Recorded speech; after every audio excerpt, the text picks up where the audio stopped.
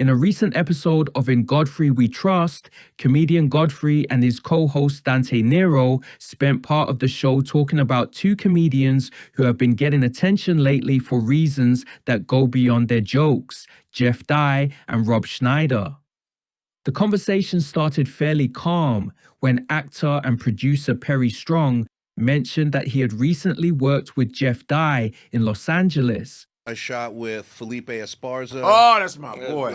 Here's the Mexican seal of approval. You're a fool. Yo, Hey, fool. What's up, fool? He's on another fucking plane of existence. That's my guy. I shot with him, Jeff Dye. Jeff Dye was Dye. How's Jeff doing? He was fucking amazing. Jeff has been on some, I know Jeff for life, but he's been on some right-wingy shit a little bit. We didn't get there. We just talked about comedy. And that's my guy. We talked about comedy, yeah. I go, Jeff, shout, man. Like, there's a lot of these white dudes that are just fucking walking that line. Because they want to sell Theo Von tickets. They want to sell the tickets but that Theo Von sells. Not everybody's going for that shit. Like, you were not about that. Like, you're right. You're not. It's like you can see right through your ass. Are you really that angry like that? Mm-hmm. Yeah. Or is it just a thing to jump on? I get everybody's trying to make their money, but are you really about that shit? There's motherfuckers who've been talking like that for a long time. All of a sudden, motherfuckers have just been switching. The point wasn't necessarily that Dye believes every political opinion he expresses. The hosts were asking a simpler question. Are some comedians leaning into that lane because it sells tickets? It's a fair question in the current comedy environment. Podcast culture has changed the economics of stand-up. A comedian can build a loyal audience by speaking directly to fans online, and once that audience forms, the stage material often starts to match what that audience expects. The beginning of the turn for me was kind of just a perfect storm all at once that broke my brain. Black Lives Matter was a huge one for me because it was the first time people I love were going, well, you're just a straight white guy. And I go, you know me, like you love me. Like I'm not talking to my neighbor here. I'm talking to like my friend who's in my house. Why are you just dismissing me entirely? It was the first time I'd ever felt like it was racist. I felt like this is racist, what's happening towards us. Like I didn't do anything. I'm not going to apologize for things I didn't do. I'm not going to blankly hate the police because of something that happened. Like I think that it's a very complex subject. I'm scared of what's going on in the street right outside my house because they're just mad at anyone white for history that I didn't do. And say what you want about those idiots on January 6th, at least they didn't get a free Xbox from Target. Like at least they just did it because they were like dumb. They didn't get like a lamp. Like they weren't like stealing Nikes. And then everyone goes, oh, Jeff, that's not what that was. It's like, well, there's plenty of that. Like me bringing that up is insensitive to the Black Lives Matter movement. Then just say, Jeff, I also think those people are idiots who stole TVs and stole lamps. And that's not Black Lives Matter. But they won't even disavow them. They're like, oh, well, that's racist to talk about them. You're like, shut up. Godfrey wasn't accusing Jeff Dye of anything outright. In fact, he made it clear that he still respects Dye as a comic. But he did suggest that some comedians might be walking a line where politics and comedy start blending in ways that feel more strategic than authentic. Where the conversation got much more aggressive was when the hosts moved on to Rob Schneider. Schneider, who became famous through films and television projects connected to Adam Sandler and the broader comedy world around Saturday Night Live, has become increasingly outspoken politically in recent years. His stand-up material now includes heavy political commentary, and that shift has drawn criticism from some corners of the comedy community. Godfrey and Dante were especially harsh when talking about Schneider's recent stand-up performances. Like, let's say Rob Schneider, who is, do you see him do stand-up at this other Took a fat one. No, can we I show didn't Rob see that. Schneider eating his balls? They was like, and there's this, what's that podcast that was eating his ass alive too? With the dude with the Minority. beard. Is that what it is? Majority Report. The The black dudes? No. Dudes, So Sam Cedar, who was down with Live America, which was like a liberal, one of the few around, trying to compete with Rush Limbaugh. But he used to do comedy back in the days. Sam with Cedar. the glasses. Yeah. Yes. Yeah. And he's got a really dope. So show Rob Schneider eating his balls with his on Majority fucking Report. whack ass jokes right here. Watch this shit. We got sound. Watch, yeah, because Emma and Sam is in the background laughing. Okay, let's hear. Will never fall for that. No matter how, how clever you are. Honey, I just made you a new smoothie. Oh my God. Are you trying to sneak antibiotics into me because you got STDs from Russian hookers? That's how smart they are. So let me think of what else I can say. It's kind of distracting up here. Hey, what else you want to talk about? Is that it? Is that it? No, it's not. Not that. I don't want to get in trouble. This is great. All right. What's it in trouble? No. I can do it. You can do it. Thank you. Well, are we going to have... Do the you can do it! Do the you can do it! So in 20 seconds, someone does it again, and he does it again. Oh my God. Oh my God. He literally was like, it's not worth it to do this. Whatever. He gave up.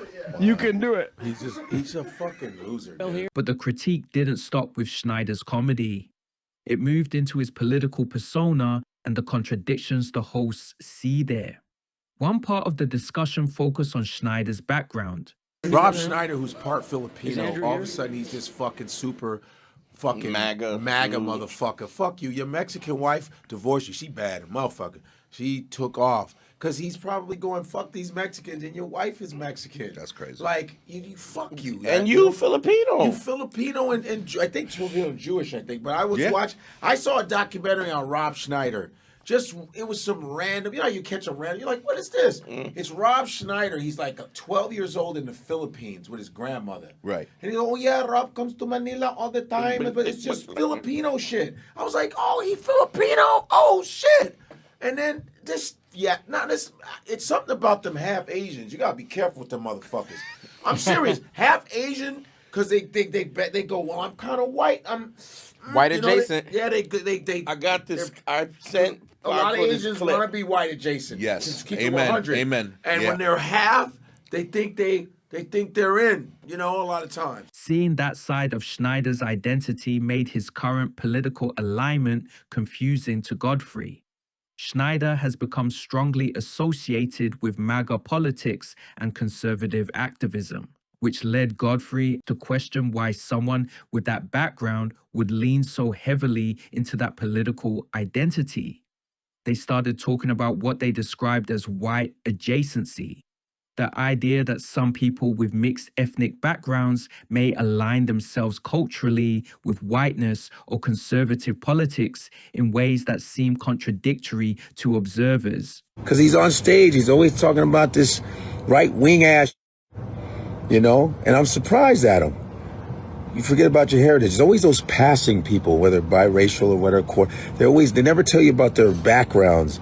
But if they can pass and almost look white, but if you look at Rob, he don't look that damn white. That idea led them into a broader conversation about political identity and relationships. Would you like to see a picture of Rob's hot ex? Yes, let's do that. Yeah. Whoop! Yeah, come on, that was fame. I don't know. That was fame. She's son. bad. Very crazy. That's fame. He looked surprised to be there. He's like, He's like, I know, right? Yeah, how the fuck? That's his make-a-wish. That's look how- crazy. and he's been with her a long time. She looks like his aide. She has to take care of him. Agent. No, he looks like her agent. She is bad. Yeah. Like I was like, when I saw, I was like, and with that, Yeah. Better not say no anti-Mexican shit with that girl. with that, You she crazy? was fine. I'm gonna learn to play. Jeepers. I'm gonna get a mariachi suit. I just think it's a real rich of him to do that and disrespect his wife. Well, they all do that. You see what Vance did to his wife? He did the Usha.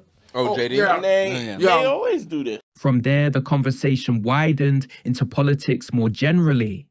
Godfrey compared Schneider's situation to other figures in conservative politics who have complex personal backgrounds. Look at Vivek. He's Indian, and they told him he's too brown. And surprisingly, Vivek's wife is Indian. I was surprised. I thought he had a white woman for sure. I was like, Yeah, remember when Vishnu was fucking sucking off Vivek? Remember that? Oh, remember you were. when you I remember wasn't that? sucking off Oh, him. yeah, Did he go to Ohio State? Because he's in Columbus. Yeah, I Did went he to go to Ohio Ohio State. State? And I think he's in Cincinnati, bro. I'm not Did he sure. go to Vivek, Ohio I State? like I because think he he's might have worked at Indian, Ohio You bro. used to love some Vivek, though. I didn't love. I did think he was smart, but I didn't agree with his way of. Nigga, you like, didn't even know his shit. You was like, No, he's no, when I- Indian, bro, he have when an Indian white, bro. Is he Indian? Yeah, No, he's he- very Indian. He's very yeah. No, he's very. Oh yeah, yeah. he's South Indian. He's a hell of a rapper though. I think he's Well, I got him into the. I got him into the You Wu should Tang have kicked him in the face. Oh, did he? Oh yeah. Yeah, Jizza was performing at Sony Hall, right? And Adam This Hunter, was early Yeah. on before he really. like 2 years ago, Adam Hunter, who's a comic, know he always does Gutfeld. He goes, hey, because Adam had tickets to go see, and Russell Peters was DJing. So I went over there because I know Jizza and shit. So I was like, this is gonna be dope. Adam goes, yo, man, Vivek Ramaswamy's outside. They won't let him in. Can you get him in? So I knew all the bouncers. I said, he's standing there, and I go, yeah, man, he's good. Let him in. Their anecdotes served as a reminder that many of the people now involved in political debates were once simply fans of music, comedy, and culture like everyone else. When you step back and look at the whole discussion, what Godfrey and Dante Nero were really talking about was the strange intersection between comedy and politics. Stand-up used to be mostly about jokes. Now comedians operate in a world where podcasts, social media, and political commentary are all blended together. A comic's political opinions can shape their audience just as much as their material. That creates a situation where some comedians may lean into political positions because those views resonate with the fans who buy tickets. Godfrey's question was simple.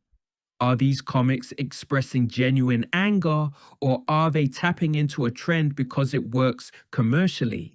And when it comes to Rob Schneider, Godfrey clearly believes the shift has hurt the comedy itself. Whether people agree with Godfrey or not, the conversation reflects a bigger tension happening across the stand-up world right now. Comedy is no longer just about jokes on a stage. It's also about identity, politics, audience loyalty, and the complicated ways those things interact in the modern podcast era.